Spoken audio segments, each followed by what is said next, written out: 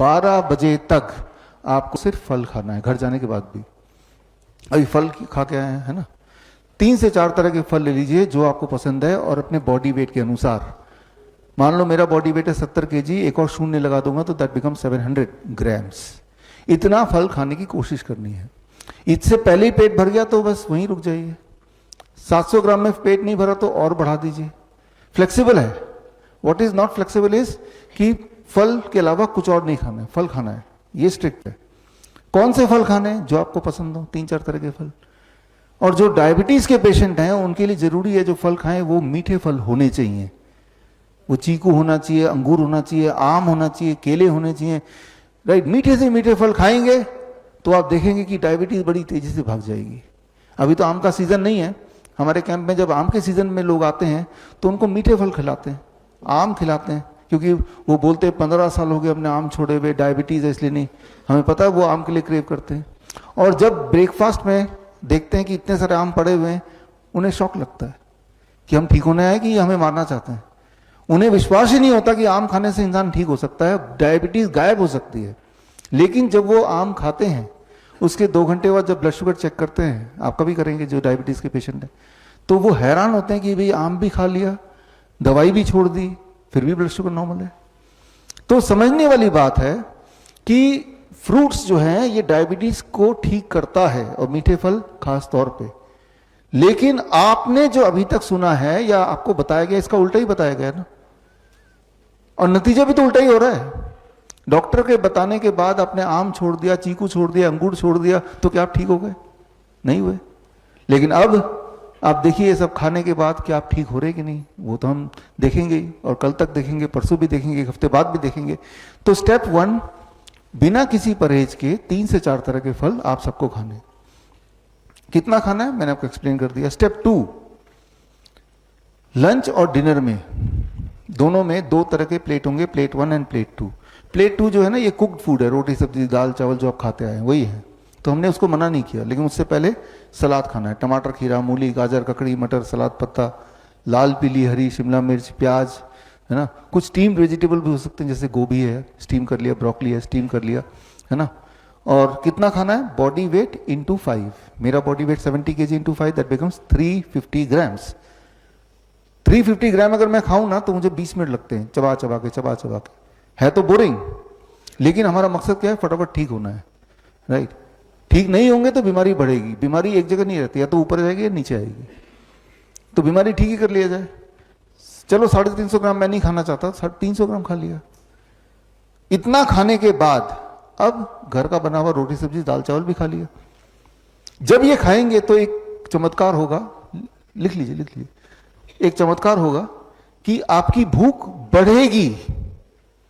तो जो दिमाग में सोच है कि भाई इतना सारा खा लिया तो पेट तो पहले ही भर जाएगा, ऐसा नहीं है। आप देखेंगे यहां पहले दिन हो सकता है ऐसा लगे, लेकिन आप देखेंगे भूख बढ़ गई, एपिटाइट बढ़ गया, आपका मन कर रहा है खाने का। भूख बढ़ने का मतलब बीमारी ठीक होना। भूख नहीं लग रही तो बीमारी है, सिंपल बात है ना।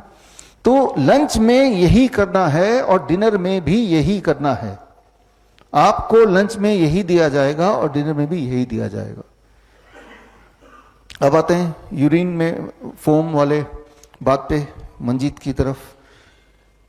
जो इस तरह के पेशेंट होते हैं जिनके पेशाब में झाग आ रही है, जिनका यूरिनरी ट्रैक इन्फेक्शन है, उनको हम बोलते हैं कि अगले 3 से 5 दिन के लिए इसको छोड़ दो, और जब झाग चला जाए फिर इसको जोड़ लो।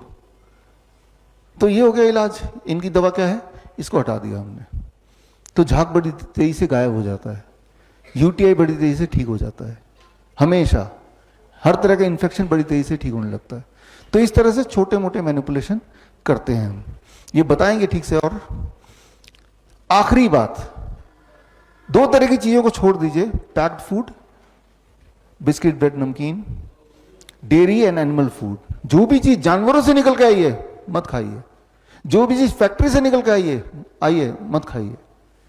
जानवर से निकल के क्या चीज आ सकती है? जैसे अंडा है, मीट है, मछली है, दूध है, दही है, घी है, छाछ है, ये तो जानवर से निकल के, don't eat it, right.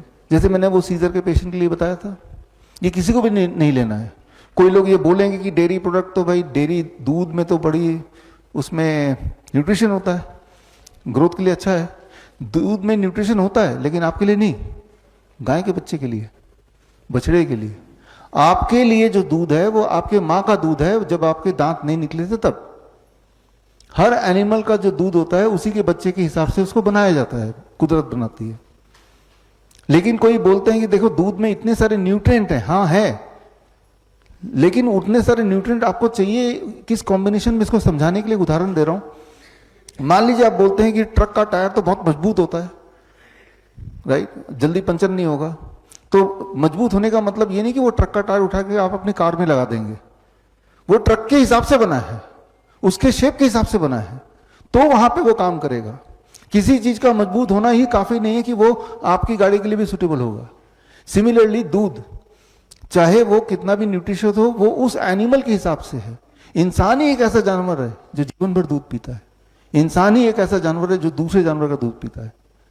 Tiger आपने देखा होगा, वो गाय को शिकार करके खा लेगा, लेकिन गाय को पकड़ के गाय का दूध नहीं पीने लग जाएगा, है ना। वाइल्ड में कोई लोग बोलते हैं कि मेरा तो कुत्ता दूध पीता है, मैं भी दूध पीता हूं, मेरा कुत्ता भी पीता है। वो कैसे पीता है?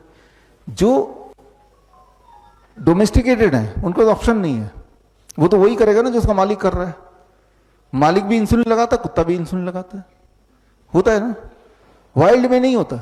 वाइल्ड में बाय नेचर दे नो कि क्या मुझे लेना है, क्या नहीं लेना, कब लेना है। एक चूहा दिन में नहीं खाएगा, एक बंदर रात को नहीं खाएगा, कुदरती है ये। लेकिन हमने कुदरत के नियम को ब्रेक किया तो कुदरत ने हमें सजा दी। हम बीमार हैं, पेन है, दिक्कतें हैं, है ना। तो खैर, dairy product is not a poison, मैं ये नहीं बोल रहा हूं, लेकिन अगर आप बीमार हैं और ठीक होना चाहते हैं तो उसको छोड़ना ही पड़ेगा। और छोड़ने के बाद क्या रिजल्ट आ रहा है? 3 दिन तो यहां छोड़ ही सकते हैं, और नहीं तो, और 3 दिन में देख लेते हैं कि रिजल्ट आ रहा है कि नहीं। फिर 1 हफ्ता और छोड़ दीजिए, अगर 3 दिन में कुछ आपको सेटिस्फैक्ट्री लग रही है तो 1 हफ्ता और, फिर और अच्छा लग रहा है तो 1 हफ्ता और। मतलब एकदम से सारी बात मानने की जरूरत नहीं है, टेस्टिंग, है ना। तो खैर, क्या ले सकते हैं टू टेक?